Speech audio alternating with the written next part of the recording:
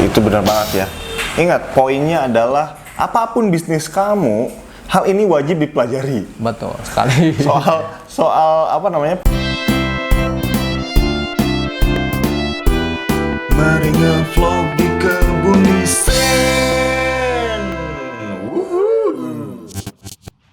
Assalamualaikum warahmatullahi wabarakatuh. Selamat datang di vlognya Kebun Desain. Oke, seperti biasa kali ini kita mau ngasih tip ataupun informasi bisnis yang tentu aja ini bisa bermanfaat buat teman-teman yang sedang berbisnis ataupun baru mau memulai bisnis. Tapi sebelumnya kita mau jelasin dulu nih, ini channel apa sih? Ini adalah channel edukasi terkait tips bisnis, marketing, dan dunia desain grafis. Dan channel ini merupakan bagian dari studio desain grafis Kebun Desain yang menjual berbagai jasa desain logo, desain kemasan, sosial media, juga jasa legalitas. Dan buat teman-teman yang pengen order desain logo tuh ya, tadi yang sudah disebutkan Dede, ataupun order desain kemasan gitu ya, ataupun bahkan sampai izin perizinan kayak gitu buat bisnisnya teman-teman biar lebih berkembang lagi, bisa langsung kontak nomor WhatsApp yang ada di deskripsi teman-teman. Siap. Oke nih Dek, gimana? Ada informasi menarik apa yang bisa kita share ke teman-teman?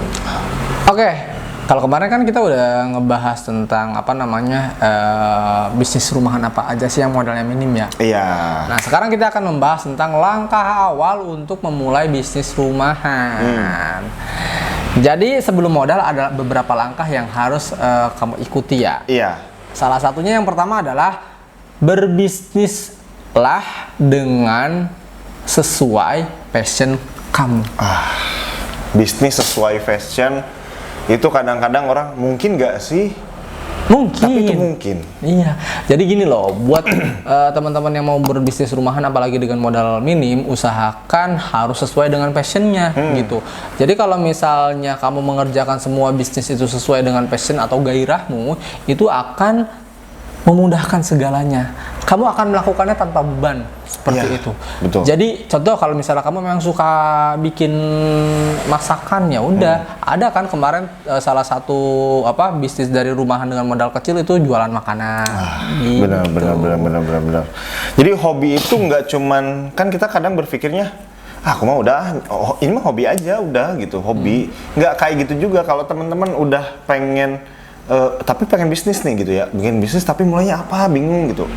Nah, coba mulainya dari hobi dulu. Meskipun teman-teman bingung, malu hobi, ya justru dari mulai hobi itulah yang paling memungkinkan, yang paling dekat gitu ya. Betul, yang paling dekat, betul sekali.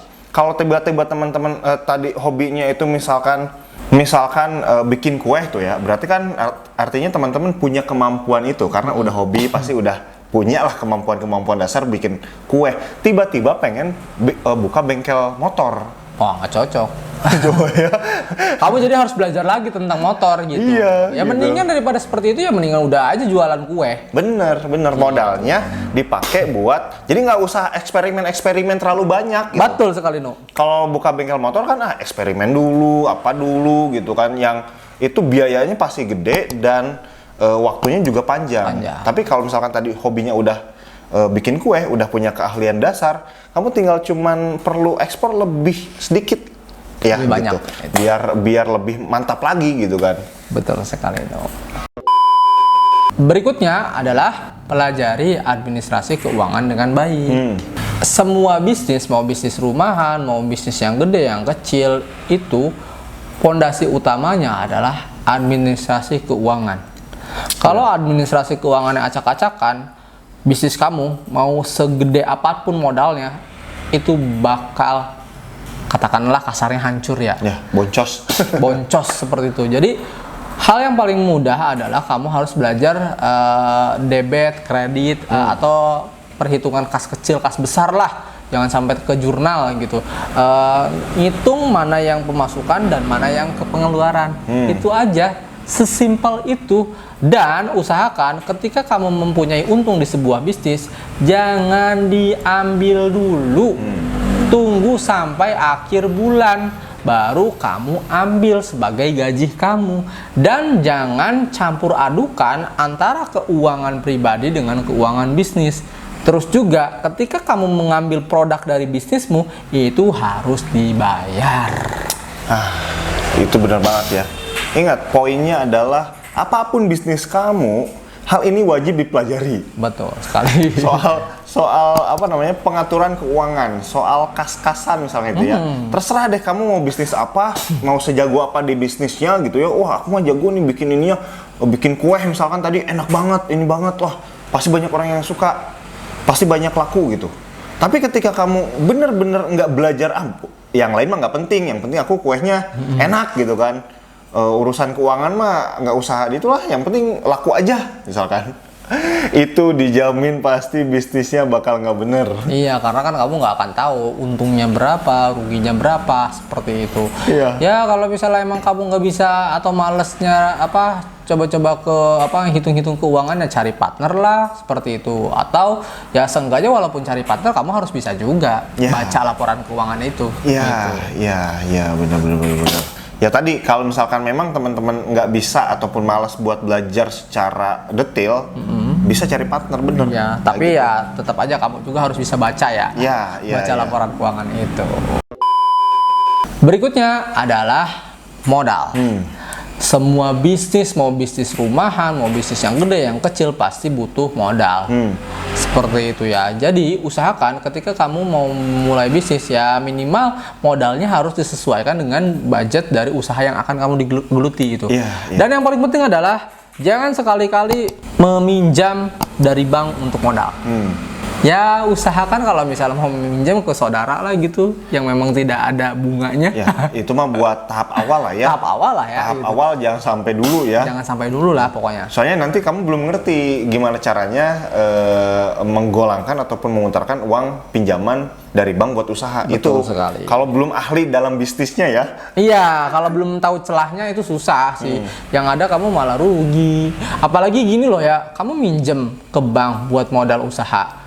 Sedangkan produk kamu ini belum dikenal sama pasar, dan pasar belum kenal sama produk kamu. Coba gimana mau laku? Yang ada kalau misalnya barangnya cepet expired, jadi basi, dan nggak kejual. Iya. Akhirnya apa? Akhirnya rugi. Iya, makanya nggak recommended banget pinjem ke bank ketika kamu baru memulai bisnis. Itu nggak recommended banget. Betul. Dan bahkan ini misalkan tanpa modal bisnis, tetap aja pasti ada modalnya apa, misalkan ide, mikir gitu ya. Pas kamu mikir nggak makan gitu kan? Iya, mikir pasti sambil ngopi gitu. Bahkan ada yang sambil ngerokok, itu kan pakai modal biar bisa mikir gitu kan. Misalnya katakanlah bang, ada tuh yang nggak pakai modal jadi dropshipper atau reseller, bayar kuota emang nggak pakai modal. Ya. Pasti ada modal sekecil apapun gitu. Iya. Misalnya, oh ya udah bang, saya caloin tanah aja, itu kan nggak pakai modal. Kamu emang kalau misalnya mau ketemu sama orang yang jual atau beli tanahnya harus nyamperin ke orang itu nggak pakai kendaraan. Iya kan ya. Gitu. Tapi yang jelas kalau orang yang mampu bisa sampai seperti itu, dia bener-bener pandai itu, karena bisa meminimalisir banget budget. Untuk biar bisa bisnis dulu yang penting gitu. Betul. Ya tapi sih di zaman sekarang mau segimanapun, katakanlah zaman internet, ya pasti ada modalnya. Itu modalnya kuota. Itu pasti budget yang paling minim gitu. Betul sekali. Modal yang paling kecil itu kuota. Oke, yang terakhir adalah jangan takut gagal. Nah, karena opsi dari bisnis itu adalah sukses dan gagal. Sebenarnya gagal itu bukan gagal sih. Gagal itu adalah ketika kamu berhenti mencoba. Pernah baca quotesnya siapa gitu ya, gagal itu makanan orang sukses katanya. Jadi kalau pernah gagal dan nggak nyerah, itu pasti sukses gitu ke depannya. Iya, seperti itu. Ataupun memang, wah ini belum gagal sih sebenarnya mah, cuman progresnya sedikit-sedikit gitu. Nah, ujiannya lebih berat lagi itu. Kamu sabar nggak di situ? Iya. Gagal itu nggak harus bangkrut ya. Misalkan kamu pakai strategi A buat bisnis, strategi A-nya gagal gitu kan. Ya artinya kan ada kerugian di situ. Misalkan ada modal yang keluar lebih gitu. Terus pakai strategi B, gagal lagi misalkan. Pakai strategi C, gagal lagi. Nah, sampai di strategi Z misalkan baru berhasil menemukan, artinya ya kamu setelah melewati tahapan kegagalan yang sebegitu banyaknya, bisa nemu racikan yang pas buat bisnis kamu gitu ya. Betul sekali. Strateginya kayak gitu. Oke, itu aja ya 4 langkah awal untuk kamu memulai bisnis rumahan. Sebenarnya ini bisa dilakukan untuk bisnis yang manapun ya. mau yang kecil, yang gede, mau rumahan bisa kamu lakukan. Oke, mudah-mudahan bermanfaat ya video kali ini. Jika dirasa suka jangan lupa di like, di komen, di subscribe dan jangan lupa juga di share ke teman-teman kamu supaya nggak bingung lagi nih langkah-langkah memulai bisnis dari hal yang sederhana kayak gitu. Oke, thank you, sampai jumpa di vlog kita selanjutnya. Bye-bye.